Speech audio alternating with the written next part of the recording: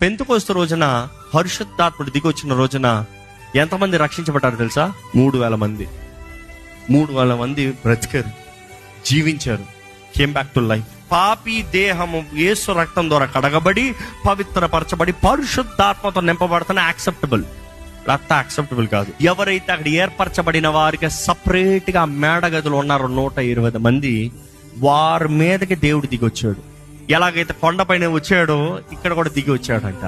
అక్కడ వారు ఆహ్వానిస్తానికి సిద్ధంగా లేరు, ఇక్కడ వీరు ఆహ్వానిస్తానికి సిద్ధంగా ఉన్నారు. అక్కడైతే వారు యోగ్యులుగా కనబడలేదు, ఇక్కడైతే వీరు క్రీస్తు రక్తం ద్వారా కడగబడిన వారికి యోగ్యులుగా కనబడుతున్నారు. అందుకనే ఆ అగ్ని చూసినప్పుడు ఎలా కనబడుతుందంటే, గ్రీక్ లో ఎలా ఉంటది, it comes as one, splits as many. Not individual fire came down, అలా కాదు. ఒకటిగా వచ్చి డివర్స్ అలాగ డైవర్స్ అయ్యి అలాగ సపరేట్ గా ప్రతి ఒక్కరి పైన అగ్ని నాలుకలంట. దేవుడు ఎలాగైతే అగ్నితో దిగిదాడో అదే అగ్ని కనబడుతుంది. ఎలాగైతే అక్కడ గాలి ధూపము ఆ స్మోక్ కనబడుతుందో, same thing you see the ruach in that room. వారందరూ దేవుని ఆత్మతో నింపబడి ఒకే భాష, దేవుని ఆత్మ ద్వారా భాష.